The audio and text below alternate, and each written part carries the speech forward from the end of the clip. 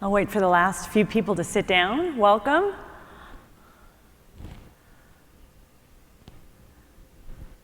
All right, well, welcome to Forward 4 and the Inspiration Theater. You're in the right place, let me tell you. I'm Jeanette Hausler.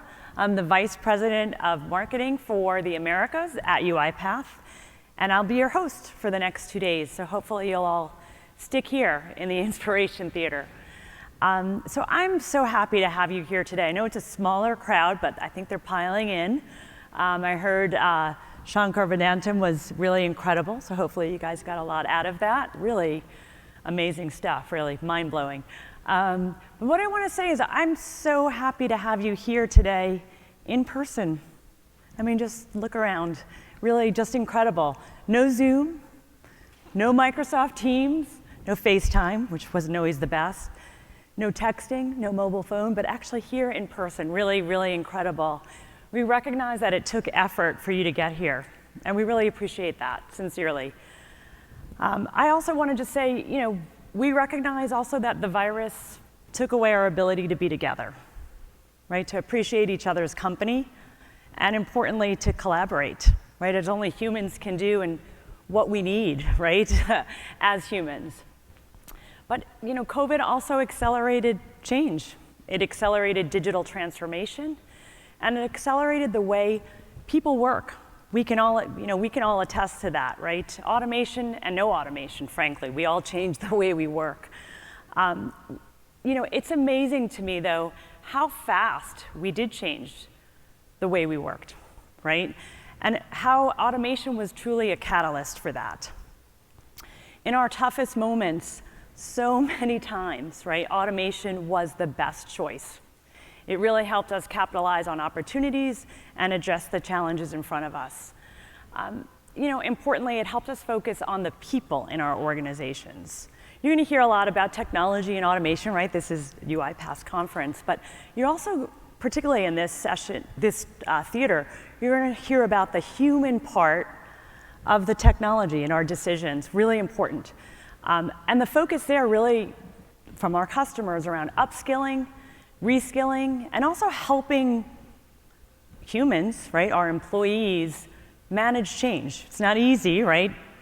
Well, for some, it's easy to work with side by side with a robot. For some, it's not, right? So that is change in itself. And finally, as we often talk about, right, automation helps free up employees, right, to do the people things, the thinking. I talked about collaboration, right, and being here, connecting, right? So automation actually helps free up time for that. And also helps employees not do the robotic work. No one likes that. So let me just give you some context for the Inspiration Theater. We're going to make the most of being here in person. And so what we're going to spend the next 2 days on here in the Inspiration Theater is you're going to hear stories from our customers through their lens, their experiences, how importantly they're keeping people at the center of their technology decisions. Again, back to the human aspect of this. And how they're using technology as a competitive advantage. One thing I want to mention, you'll hear a lot about this, is that at Uipath, our purpose is to accelerate human achievement. And so we often think about this in how we accelerate human achievement within an organization, with our employees. What you're also going to hear in the Inspiration Theater from our customers is how they're using automation not just to free up their employees' time, right, to accelerate human achievement, but how freeing up that time actually helps those customers, clients and customers, and also the greater community. Some fantastic stories about the impact of automation on the greater community. So proud to be part of that. Importantly, I mentioned competitive advantage, right? So what automation does by freeing up people's time to do the things that only humans can do, it allows humans, right, our employees to get access, right? Better, faster insights, and that leads to better, faster decisions. I think, again, we can all relate to that. I've talked about the accelerated pace of change. So let me, actually, I'm going to mention one more thing. I don't have my phone here, but I'm going to actually ask if all of you could take out your phone, and if you haven't already, download the Uipath Events App, the App Store. take out your phones. And I mentioned connecting and the human part of taking advantage of being together. So if you go to the app, you can see on the bottom menu, there's something called Network. You can network with people here. So I highly encourage you to connect with the speakers, with myself, anyone else, and you can actually look by company or by person's name. So I again, highly encourage that, and also pass it on. Pass it on to other people in the conference. Again, a great way to connect and collaborate, like only humans can do. All right, so this first session is called The Great Awakening, People, Tech, and the Future of Work. This is a really incredible story, and frankly, an inspiring story to me. I met the Manpower Group a few months back, and they shared their story. They have an incredible vision of the future of work. Think about it. They're employing, enabling hundreds of thousands of workers around the world. They have an amazing view of what other companies, need from employees, and what will make them competitive in the marketplace. So I'm going to introduce to you Bettina Koblich, our Chief People Officer at Uipath. She will be our moderator. So Bettina, come up on stage. And then Ron Needham, the SVP of Sales and Marketing at the Manpower Group.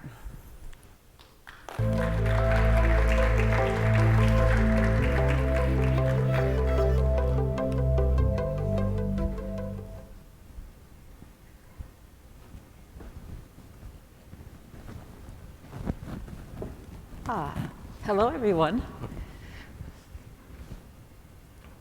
Hi, Ron. How are you? I'm well. How are you, Bettina? I'm very well, thank you. So thanks for the introduction, Jeanette, and let's just jump right into it.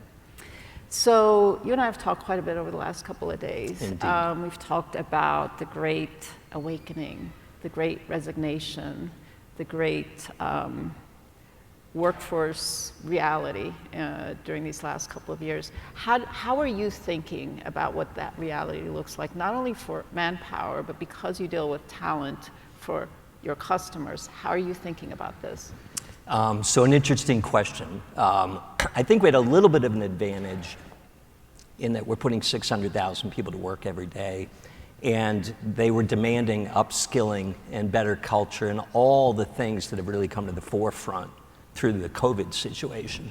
So we're doing lots of analysis on it before, and the themes that we're seeing now, people wanting to work from home more often, or at least have flexibility, people wanting to connect to a purpose, not just a job in a cubicle, are all trends that have been going on, but they've really accelerated. So we've been working hard with our clients on balancing out things like Uipath, which we use as well, and how you can use those tools to make the jobs more enjoyable, and then be able to pivot folks towards, as Jeanette said, the human issues that they can attack.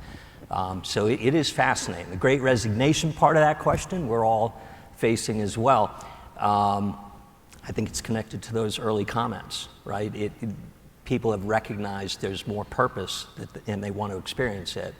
And so they're looking at their current environment, questioning whether or not that maps to their value system.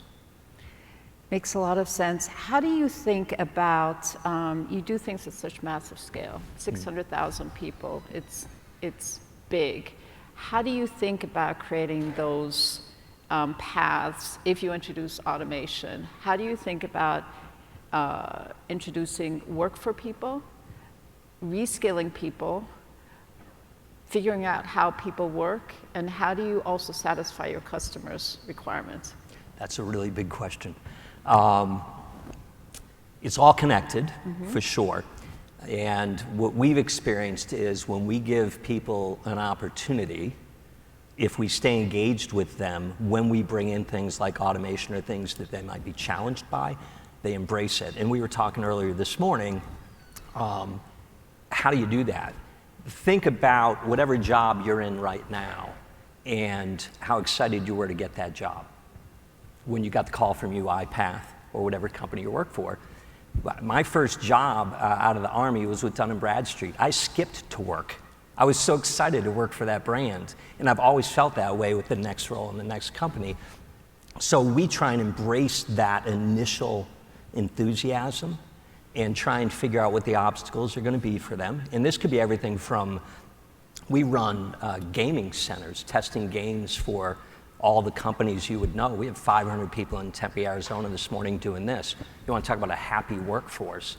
Imagine being a 24-year-old kid. Like, there's no absenteeism in that place. You just give them some pizzas and they'll keep going. But you take that enthusiasm, and you try and figure out how to apply some of the cultural fit to jobs that might not be as exciting, right? Because we also run large factories, for COVID, right? The masks you're wearing, 3M, Honeywell, we're producing all of those. The vaccine that went in your arm, we probably produced that. The test kits. Those are harder. Those are really difficult assignments. And so we have to pivot in how we work with them to keep them engaged. And some of that's pay. We all hear about that as part of the Great Resignation. But it's a lot more than that. It is connected to your cultural values. It is what's the work environment like physically, and how can we improve it to make it more enjoyable. So Great Awakening is a lot of folks recognizing there's a lot to life that they want to experience. Great Resignation we're tackling by making sure we stay in front of embracing things like Uipath to automate the tasks that are less interesting. Yeah, it's interesting. I spent half a day yesterday in a customer advisory board room. The most lively discussion in that room was around the impact on people. The impact of Uipath's product on people, the impact of a big customer like Manpower using automation, and what is the impact on people. It's easy for us to say, you're going to have more discretionary time. It's easy for us to say, oh, you don't want to do those repetitive tasks. But I'd love your perspective around what that creates around larger reskilling. How do you tell the story for people around what the future opportunity looks like? And are there challenges in that? Definitely challenges in it. So I'll start with what our values are, and if you don't mind, I'll share a story about my leader of marketing and how she's embraced Rebecca, it. I've heard a lot about her, yeah. Yeah, she's tenacious. Yep. So our values are very straightforward. I'm sure they're the same as others, but they were news to a lot of our employees because we didn't expose them properly. We believe in stakeholder capitalism, and it's a really simple journey of 4 stakeholders. The first is the employee or the associate. We have a simple belief: if we're really good to our associates and our employees, they will be really good to our second stakeholder, our customer. They'll do a great job for our customer. And if they're doing a great job for our customer is going to be very happy with us and hopefully want to continue to spend money with us. So they're going to take care of our shareholders, our owners. And if we do a great job at taking care of that third stakeholder, the shareholder, they're going to give us the opportunity to invest in our community. They're going to give us money to build homes for humanity and the habitat and all of those things. And then it's a virtuous cycle, right? Because then people in the community know that we're a great place to work, that our values are broad, and then we attract the best talent, and it's a virtuous circle. So step 1 for us is constantly reinforcing that. And I mean, even something that feels mundane, like a financial discussion about where to invest, or should we add resource to A or B, we approach it from all 4. So when we felt we had that baseline down and we started looking at Uipath for some of the real obvious things in the beginning, Rebecca looked at it from a sales and marketing lens and had the good fortune of knowing some folks that worked here and said, no, there's much more to this. Because we have some folks in sales and marketing, I know this will shock you in your businesses, but sometimes they're not engaged in our business. They're not making money, they're not as excited, or they're doing mundane tasks. And so she looked at the tool set to figure out, basically lead to revenue, how we could connect all this cobbled together MarTech, and instead of inserting people to deal with all of the components of that MarTech, start using Uipath to attack it, and then they get to be freed up in marketing for the creative journey, for the things they really want to do in marketing. So we start with values, and then we find great people like Rebecca that look at broad opportunities and say there's a better way. And then you have the hard journey of mobilizing everybody behind you to get it done. Yeah. Is Rebecca here, by the way? She is out there somewhere. Oh, hi, Hey. Rebecca. I really have heard a lot about you. So can you tell me a little bit more, and then I'd like to go back to kind of the community piece a little bit, because I think a lot of inspiration comes from how we impact the bigger world. But tell me a little bit about how you built inside of Manpower with Rebecca's kind of impetus, enthusiasm about this, and how did people become inspired to actually adopt and then use their discretionary time in ways that was inspiring to them? So bit of a, I don't understand your business individually. We're 70 years old and we're large, right? $22 billion global. Don't say that to provide an advertisement, but to help you understand that when you're that old and you're that large, there's a lot of bureaucracy and a lot of process. And the example we use in our company is a Plato's cave, which you can Google, but you have everybody facing the wall this way, and they don't know there's a world out here that way, right? So they do things the same way every time. And Rebecca recognized that cultural challenge first, and so we looked for low-hanging fruit to help them embrace what the art of the possible was. And we did that through some simple mechanisms, and then make sure they got the appropriate rewards and recognition for that. That gave them, it whet the appetite for change, right? And so then she started looking for simple things to tackle, because one, we need to demonstrate to our own company that there's value and ROI on the investment, of course, but most importantly, to demonstrate to the masses that we're used to being in Plato's cave, that you really could enjoy your life.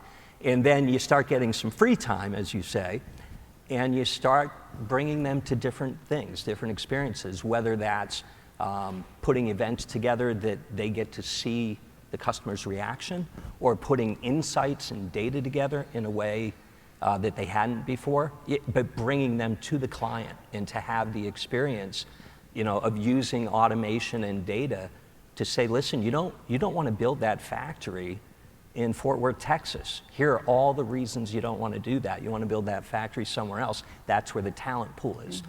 So they could connect what they were doing.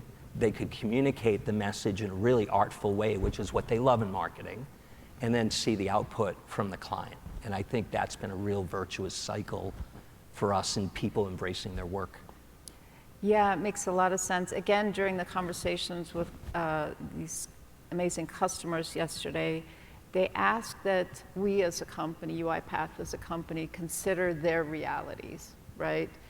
You have huge scale. Some companies have big manufacturing arms. They're not all people with a computer in front of them. Right. Even their jobs are changing as well. So do you see in the future that the skill of automation itself could be a great path for people who require reskilling and deploy into the workforce?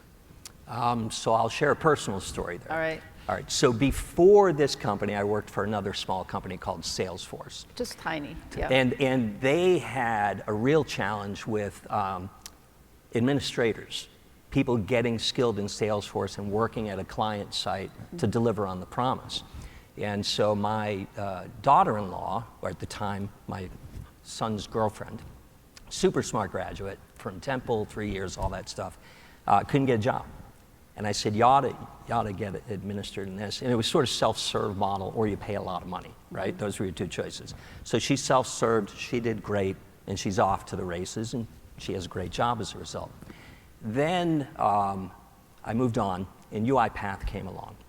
Now, I knew some of your folks because of Salesforce, et cetera, the early days, and we saw what you were doing, and I told my wife about it, who was also a marketing person. And I said, you got to see this. And she went online and not only was enthusiastic about she could teach herself how to handle some RPA, but jumped all over it for our 17-year-old son, right? As he's thinking through his career, what he wants to do. She understands the trajectory of your business, the value of automation, and where we're headed in society. And that's about the best endorsement I can provide, because she's very careful with what she shares with Jack. So the fact that she thinks this could be a career for him is pretty promising.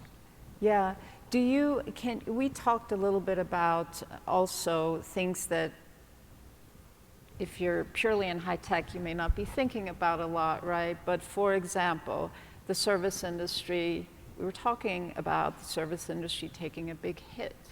And what Ron was telling me is that pandemic comes along, it shuts down a bunch of service industry heavy, like the city shut down. A lot of people in the service industry were either reskilled or found something else to do, or maybe we're now manufacturing a vaccine, and now we're not choosing to go back to the service industry. How do you think about this kind of great migration of workforce and how Uipath can play a role in that, even in areas where technology is not necessarily at the forefront? That's a big question too. So it was, I'll give you a practical answer and then a bit of hyperbole. When this hit for our business, you have to imagine again, the tens of thousands of workers in a wide variety of industries, and a week later, whether they worked for us or Marriott was a customer or not, almost didn't matter. We started getting calls from the C-suite of every major hotel chain, et cetera, because they not only had folks that might be tending bar here, they have folks that are white collar that are working in their IT organizations suddenly out of work. And they wanted us to help shift those folks to these other opportunities. The value of it, of course, for the individuals, they did discover this amazing world out there, and there's so many opportunities, and they have more transferable skills than they even recognized or realized. And they were also caught up in this automation of reading resumes, not Uipath, but so nobody's even getting in the door because these scanners are throwing them out the door. And so they discovered something wonderful. It was very painful for us. Those are very early Sunday morning calls, marshaling resources to say, okay, we do have a toilet paper shortage in Reawakening, Pennsylvania. That's where they're manufacturing it. Can we migrate 500 people out of this facility, find housing for them, and get them doing that because that's what America needs this week? Automation would have been hugely helpful to us in that process. That was all heavy lifting. But what we saw in it, to your point, was one, transferable skills, people can move on, and then as this automation came along, that's just more opportunity. So we're now taking folks through our academy that could be doing nearly any job right now, but have some basic technical skills, and now giving them the opportunity to learn RPA and all of those things, and then deploying them at one of your clients or one of our clients. I never thought that we'd be up here and I'd hear the words toilet paper and Reawakening. Reawakening, Pennsylvania. Google it. Never thought. Let me ask you, we talked also about labor shortages in general, or should I say kind of talent, the war on talent we always talk about. How are you thinking about attracting talent to place with your customers in a way that that is not only meaningful to them, but also could potentially tap on underserved communities, communities that don't have the opportunity to maybe just go to college, get a degree, and get a job? And can Uipath play a role in that? Absolutely.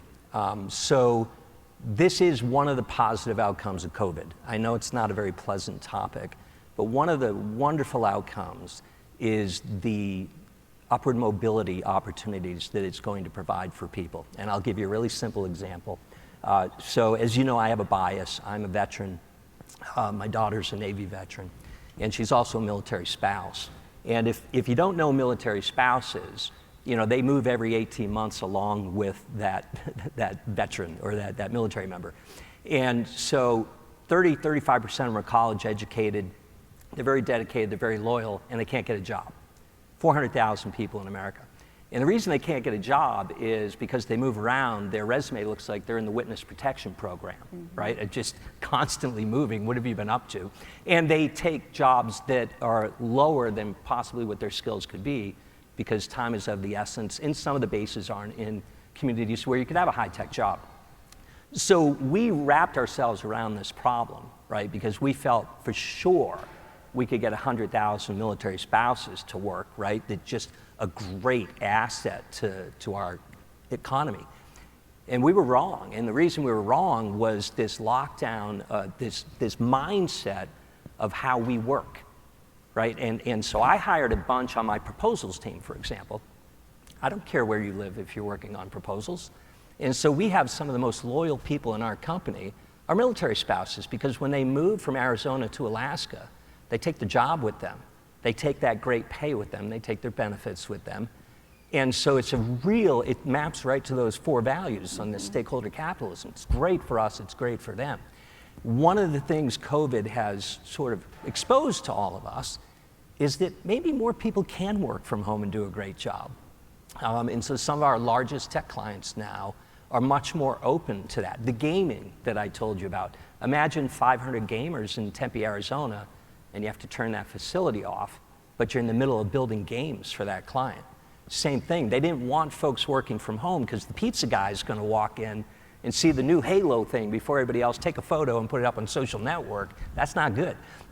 We were able to get past all of these very human obstacles to create a better work environment, and then they're feeling great, and then we can challenge them a little bit with, that's great that you're in gaming, but maybe your next path, RPA. Like, we can expose them to the new idea that will generate more income for them, a better quality of life, and they've already had a better and richer experience. So I think COVID has really helped all of us there.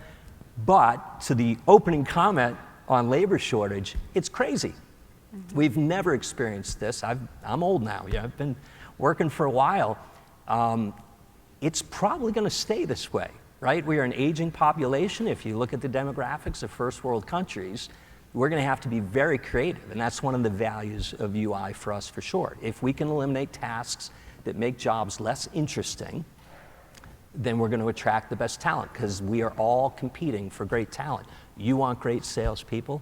I want great salespeople. I'm torn. So true. I heard a statistic yesterday that's a big statistic, but that maybe about 85 million roles will be eliminated as part of this whole digital automation journey, but 97 will be created, 97 million. As you think about that, and as really so much of what we've talked about today is a shift in thinking, a shift in behavior, Plato's wall, Cave. is it? Cave. Yeah. And it all ultimately circles back to, how do we inspire people to turn around? How do we engage people to learn new things, such that as an economy we'll be ready to fill those 97 million positions, but more importantly, in my opinion, make sure that we're leaving very few people behind in the economic success of a country, of a world. How do you think about that in your world? Because I think Manpower, companies like Manpower have such an ability to create a path for people to work. It is absolutely the foundation of our business, right? So I am living proof, right? I've not worked for Manpower Group for 30 years, but I started out as a temp with Manpower. Right? So when I got out of the military, they gave me money for school, but not money to eat, right? So I had to feed myself. And I knocked on the door of Manpower office, and I got a job calling credit references at Dun & Bradstreet for about $6 an hour. That's how old I am. And here I am. Right now, I participated a lot in my journey. I took risks, I did the things I needed to do. But I got the opportunity because of Manpower, and they said, if you prove yourself here, they'll take you on as perm. If not, we'll bring you back to the office and we'll teach you other skills. I'll type better, whatever I needed at that point in my life.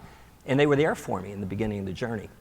That's why I returned the call when they were looking to fill this role. It's absolutely been the foundation for 70 years. And it will continue to be in the future. That's why we are doing things like teaching people how to take advantage of Uipath as our associates, not just for our own business, because we think that is opportunity for them. And we're doing a lot of stretch assignments, which I encourage everybody. We talk about it, but do we do it as often as we need to? We push people beyond their comfort zone a lot. And that makes us more effective for our clients, right? Because then we put them in a new role for another tech company, and they're excited to see them. Yep, and it secures their future. Yeah. Well, Ron, we're almost out of time. I know that not only are you a big customer of ours, we are now a customer of yours. Indeed. So I think it'll be incredible to partner with you on how we can help the automation, not only journey and story, but how do we help enable your customers to get more people in the door, upskill them, reskill them, create opportunities for them, and hopefully make the world a better place. Nice small task. I'm up for it. Itty bitty. Sounds good. All right. Thank you, everyone. Thank you. Take care. Sorry about that. There you go.